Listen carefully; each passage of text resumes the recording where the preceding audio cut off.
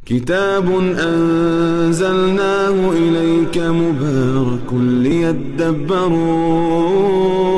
آياته وليتذكر أولو الألباب. نحمده ونصلي ونسلم على رسوله الكريم اما بعد فاعوذ باللہ من الشیطان الرجیم بسم اللہ الرحمن الرحیم۔ آپ کے سامنے ہے سکرین کے جس پہ سورہ بقرہ ہے اور آیت نمبر ہے 234 234۔ اس کی ہم ترکیب نحوی اور صرفی کریں گے اور پھر اس کا ترجمہ کرنا سیکھیں گے، اور ترجمے کے بعد اس کا مفہوم بیان کیا جائے گا۔ اس کی جو ابتدا ہے وہ آپ دیکھ رہے ہیں کہ واو سے ہو رہی ہے، اس کو کہتے ہیں واو استئنافیہ۔ استئناف کا مطلب ہوتا ہے ایک نیا جملہ شروع ہو رہا ہے۔ الذین، اس کو کہتے ہیں اسم موصول، اور یہ جو اسم موصول ہے مبنی ہے۔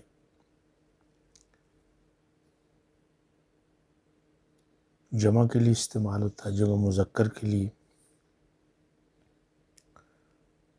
اور یہاں پہ یہ مبتدا واقع ہو رہا ہے، اس لیے ہم اس کو کہیں گے کہ یہ محلاً مرفوع ہے۔ چونکہ مبتدا مرفوع ہوتی ہے تو اس نے جو جگہ لی ہے وہ مبتدا کی ہے۔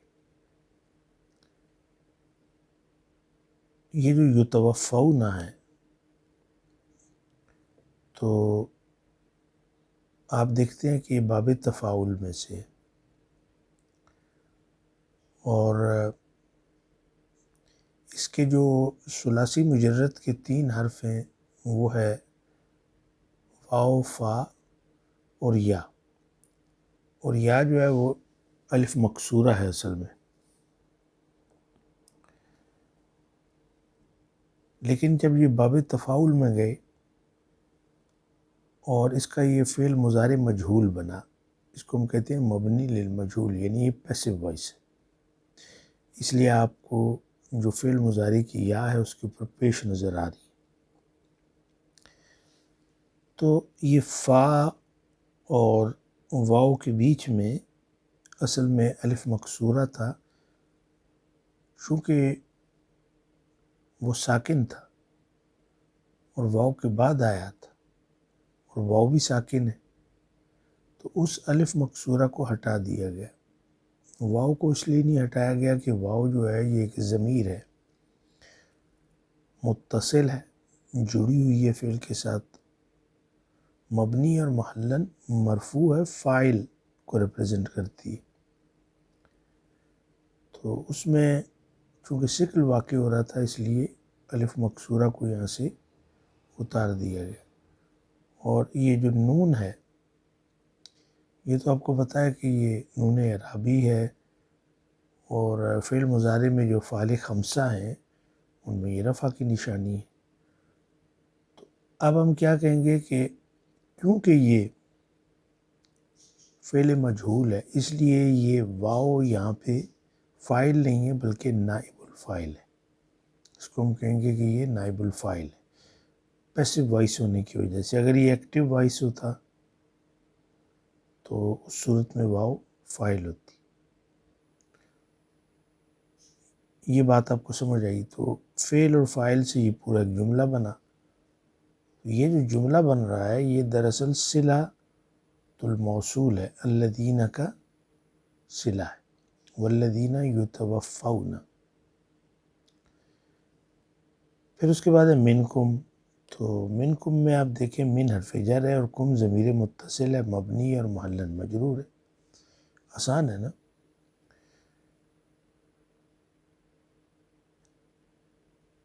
پھر واو یہاں پر کیا ہے؟ عطف کی ہے، یہ جو اگلی واو ہے یہ والی یہ عطف کی واو ہے۔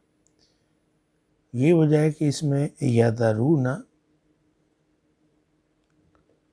اس کو ہم کہیں گے فعل مضارع مرفوع ہے، یہ ایکٹیو وائس ہے، یعنی فعل معلوم ہے. یہ معطوف ہے یتوفون پہ، اور اس کا جو ماضی ہے وہ ہے وذرا یذرو، اور اس کا جو باب ہے وہ ہے فرح یفرح. یہ وہ ابواب ہیں جو اس کی عین کلمے کی حرکت کو دیکھنے کے لیے استعمال ہوتی ہے. وذرا یذرو، تو آپ نے دیکھا کہ جب یہ فعل مضارع میں گیا تو واو اس کی ہٹ گئی، چونکہ اس سے شکل واقع ہوتا ہے نا، اس لیے اس واو کو ہٹایا گیا. وَيَذَرُونَ یذرون کہیں گے فعل مضارع مرفوع بثبوت النون، نون سے یہ مرفوع ہے، اور اس میں یہ جو واو ہے یہ فاعل کی یعنی ضمیر ہے، متصل ہے، مبنی ہے، اور محلن مرفوع ہے فاعل. یذر وذر یذرو کا مطلب چھوڑنا، وَيَذَرُونَ اور چھوڑ دیتے ہیں،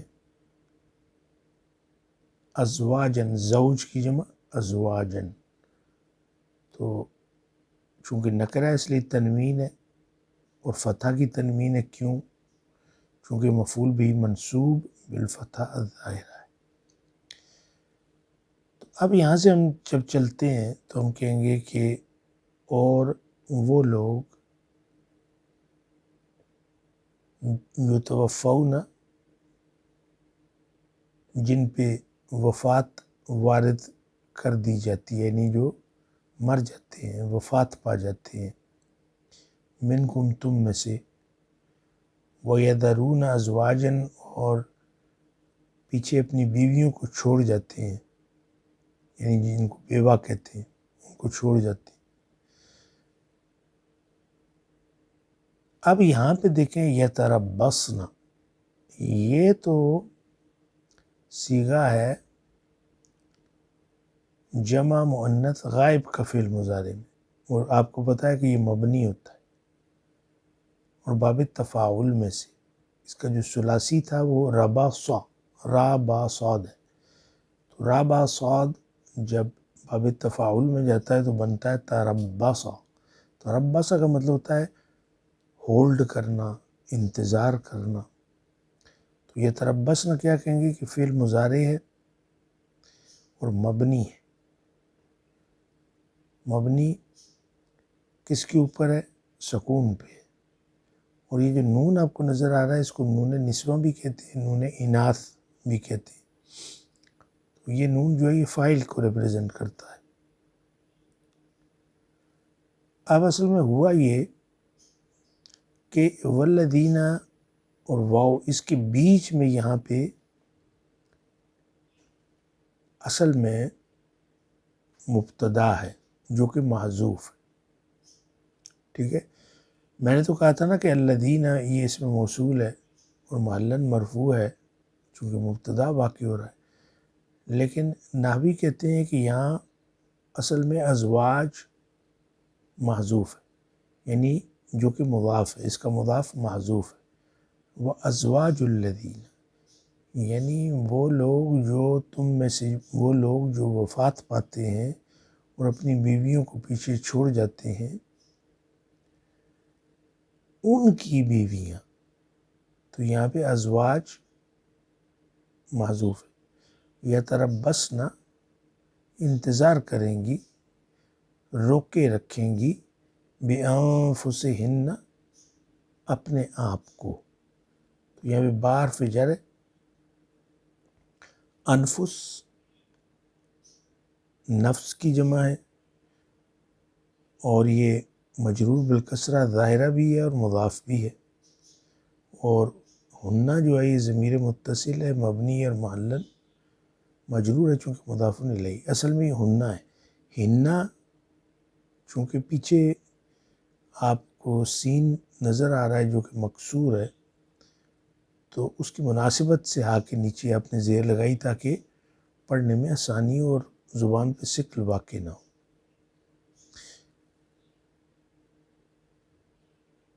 تو وہ عورتیں کہ جن کے خاوند دنیا سے چلے جائیں اور ان کو اکیلا چھوڑ دیں، وہ انتظار کریں گی اپنے آپ کو روکے رکھیں گی 4 اشہر و عشرہ 4 مہینے اور 10 دن 4 مہینے 4 تو یہ 4 کیا ہے؟ یہ ظرف ہے، ٹھیک ہے، ظرف زمان ہے، اس لیے آپ دیکھتے ہیں کہ تا کے اوپر زبر ہے، یعنی منصوب ہے نا، مبنی ہے، نصب اور مضاف بھی ہے۔ اشہرن شہرن کی جمع ہے، مضاف الیہ ہونے کی وجہ سے راہ کے نیچے 2 زیریں ہیں۔ اس میں یہ جو واو ہے یہ عطف کی ہے، اور عشرن یہ معطوف ہے 4 تو جو اعراب اس کی ہیں وہ اس کی ہیں۔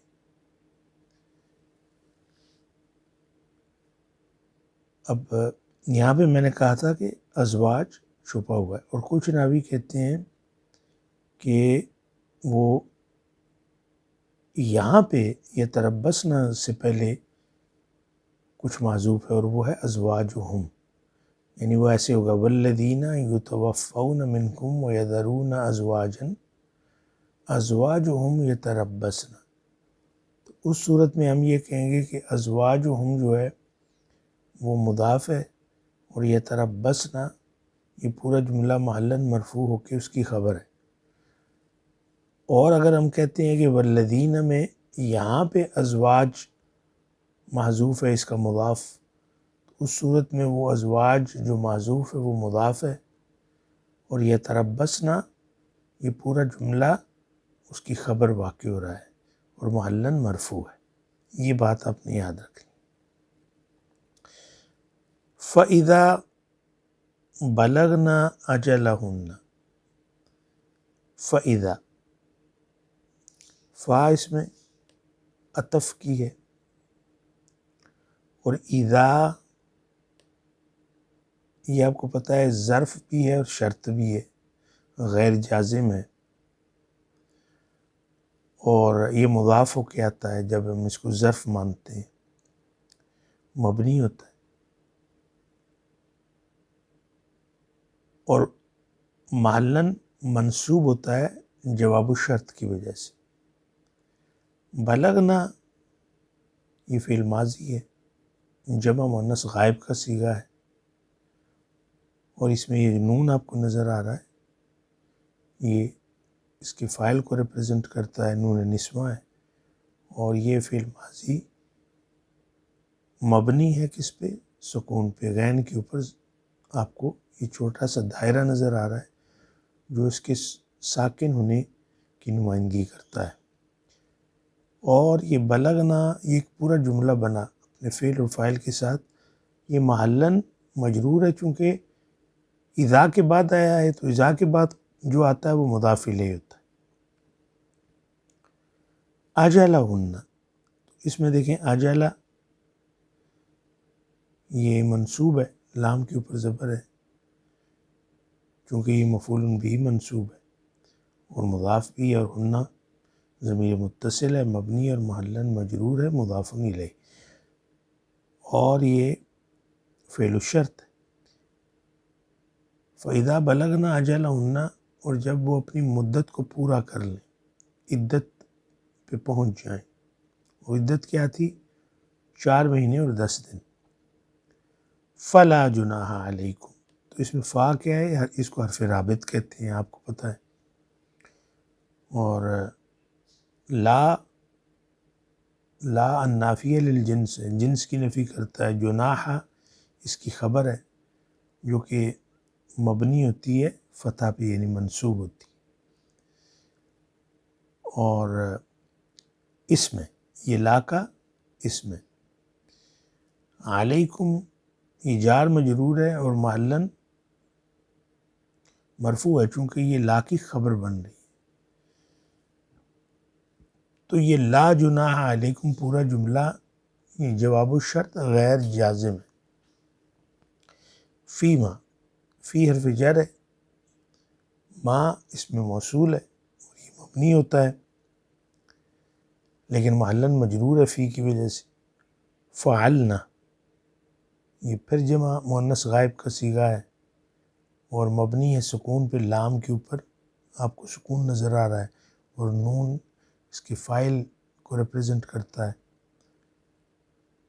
اور یہ پورا جملہ صلۃ الموصول اس کو کہیں گے ما کا، لا محل لہا من الاعراب۔ فلا جناح علیکم، تو تم پر گناہ نہیں ہے، فیما فعلنا، اس میں جو ان عورتوں نے کیا، فی حرف جر ہے، انفسہن، اپنے بارے میں، یعنی جو کچھ انہوں نے کیا، جو فیصلہ کیا، اس میں تمہارا اوپر کوئی گناہ نہیں ہے۔ تو انفسہن، انفس مضاف ہے، مجرور بھی ہے، اور ہن مضاف الیہ ہے، محلاً مجرور ہے۔ بالمعروفی، با حرف جر ہے، المعروف اس میں مجرور بالکسرہ ظاہر ہے، یعنی دستور کے مطابق جو کچھ انہوں نے کیا۔ واللہ بما تعملون خبیر، یہ واو استئنافیہ، ایک نیا جملہ شروع ہو رہا ہے۔ اللہ، یہ لفظ الجلالہ مرفوع ہے، مرفوع کس لیے ہے؟ اس لیے کہ مبتدا بن رہا ہے، اور ہا کے اوپر آپ کو دمہ نظر آ رہا ہے۔ با حرف جر ہے، اور ما یہ اسم موصول ہے۔ تعملون، تعملون فعل مضارع مرفوع بثبوت النون ہے، نون اس کی رفع کی نشانی ہے، اور اس میں واو جو آپ کو نظر آ رہا ہے یہ ایک ضمیر ہے، متصل ہے، مبنی اور محلاً مرفوع ہے، فاعل۔ اور بما تعملون یہ کس سے متعلق ہے؟ خبر سے متعلق، اور خبر کہاں پہ ہے؟ یہاں پہ خبیر، مرفوع بالضمہ ظاہرہ، اور یہ خبر ہے۔ اور اللہ جو کچھ تم کرتے ہو، خبیر، اس کی خبر رکھتا ہے، اسے جانتا ہے۔ اس کا ترجمہ کرتے ہیں، اور جو تم میں سے مر جائیں، وفات پائیں، اور بیویاں چھوڑ جائیں، تو ان کی بیویوں کو 4 مہینے 10 دن تک اپنے نفس کو روکنا چاہیے۔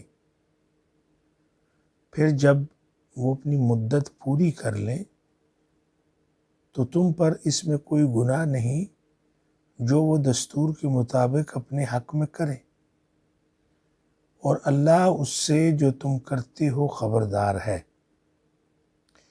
یہ اس کا بامحاورہ ترجمہ۔ اس کا جو مفہوم ہے وہ آپ کے سامنے ہے، یعنی اگر آپ اس کے اوپر غور کریں تو پتہ چلتا ہے کہ یعنی زندگی میں کچھ لمحے ایسے ہوتے ہیں جب الفاظ خاموش ہو جاتے ہیں۔ شوہر کا انتقال، یہ صرف ایک رشتہ ٹوٹتا نہیں ہے، بلکہ عورت کی جو زندگی ہے وہ یکسر بدل جاتی ہے۔ تو قرآن مجید اس لمحے میں بھی خاموش نہیں رہتا، تسلی دیتا ہے۔ وہ بیوہ عورت کو تنہا نہیں چھوڑتا، بلکہ وقار، صبر اور تحفظ کے ساتھ اس کی رہنمائی کرتا ہے۔ تو اللہ تعالیٰ کیا فرماتے ہیں؟ اور تم میں سے جو لوگ وفات پا جائیں تو ان کی عورتیں انتظار کریں، عدت میں جائیں، اور وہ عدت کتنی ہے؟ 4 مہینے اور 10 دن۔ یہ حکم کوئی سزا نہیں ہے، یہ عورت کے دل، اس کے غم اور اس کی عزت کی حفاظت ہے۔ یہ مدت غم کو سنبھالنے کا وقت ہے، یہ مدت جذبات کو متوازن کرتی ہے، سنبھلنے کا موقع دیتی ہے، معاشرے کو ایک حد سکھاتی ہے، اور عورت کو فیصلہ کرنے میں جلد بازی سے روکتی ہے۔ اسلام جو ہے وہ عورت کو فوراً فیصلوں میں نہیں دھکیلتا، بلکہ اسے سانس لینے کا، صبر کرنے کا، سوچنے کا حق دیتا ہے۔ پھر اللہ فرماتے ہیں جب وہ اپنی عدت کو پورا کر لیں تو پھر کوئی گناہ نہیں کہ اس میں جو اپنے بارے میں معروف طریقے سے فیصلہ کرنا چاہیں کریں۔ یہ دراصل بہت بڑا اعلان ہے۔ یعنی اس کا مطلب کیا ہے؟ وہ نکاح کا فیصلہ کریں، اپنی زندگی کے بارے میں سوچیں، اپنے مستقبل کا راستہ نکالیں، اور معاشرہ انہیں روکنے کا حق نہیں رکھتا۔ قرآن یہاں بیوہ عورت کو ایک باعزت باشعور انسان تسلیم کرتا ہے، کوئی بوجھ نہیں، کوئی مجرم نہیں۔ فرمایا بالمعروف، حدود کے ساتھ آزادی دی، آزادی سے مگر بے لگام نہیں، حدود ہیں مگر قید نہیں۔ معروف کا کیا مطلب ہے؟ شریعت کے دائرے میں، اخلاق اور وقار کے ساتھ، عزت اور ذمہ داری کے ساتھ۔ تو اسلام عورت کو نہ قید کرتا ہے اور نہ ہی اس کو بے سہارا چھوڑ دیتا ہے۔ تو اس معاشرے کے لیے کیا پیغام ہے؟ یہ آیت صرف بیوہ عورت کے لیے نہیں ہے بلکہ پورے معاشرے کے لیے ایک پیغام رکھتی ہے، اور وہ پیغام کیا ہے؟ کہ بیوہ کو تانوں سے مت توڑو، شک کی نظر سے مت دیکھو، اور اس پر اپنے فیصلے نہ تھوپو، اس کی رائے لو، اس کے فیصلے کا احترام کرو، اس سے پوچھو۔ تو قرآن کیا کہتا ہے؟ اگر اس نے عدت پوری کر لی اور وہ معروف طریقے سے قدم اٹھا رہی ہے تو کوئی انگلی اٹھانے کا حق نہیں رکھتا۔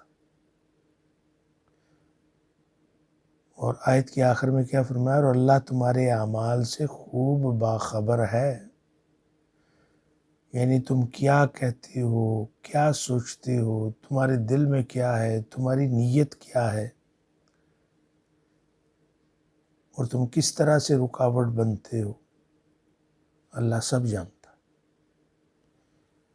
بیوہ عورت پر دباؤ ڈالنا یا اس کے فیصلے پر طعن و تشنیع کرنا اللہ کی نظر سے چھپا نہیں رہتا۔ آج بھی بیوہ عورت غیر ضروری پابندیوں کا شکار ہوتی ہے۔ آپ ذرا نظر دوڑائیں اپنے معاشرے میں، ارد گرد دیکھیں، اپنے محلے میں، اوس پڑوس میں، ذرا دیکھیں کہ عورت جو ہے وہ کس قدر، جو بیوہ ہے وہ کس قدر دباؤ کا شکار ہے۔ معاشرتی خوف میں وہ جیتی ہے۔ لوگ کیا کہیں گے؟ یہ ایک ایسا جال ہے جس کے اندر وہ پھنسی رہتی، بلکہ فساد دی جاتی۔ تو یہ آیت کہتی ہے کہ اسلام عورت کو غم کے بعد زندگی دیتا ہے، قبر نہیں۔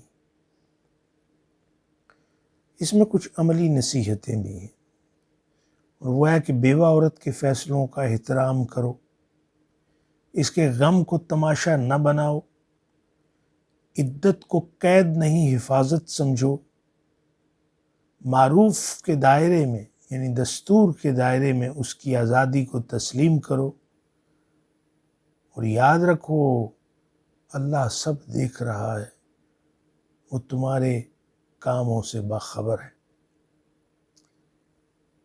اللہ کی بارگاہ میں یہ دعا ہے کہ ہر بیوہ عورت کے دل کو سکون دے، اس کے غم کو عزت میں بدل دے، اسے وہ حوصلہ عطا فرما جو تیرے حکم پر اعتماد سے پیدا ہوتا ہے۔ اے اللہ، ہمیں وہ معاشرہ بنا جو عورت کے دکھ میں بوجھ نہ بنے بلکہ سہارا بنے۔ اسلام میں غم کے بعد بھی عورت کا وقار محفوظ ہے۔ وما علینا الا البلاغ۔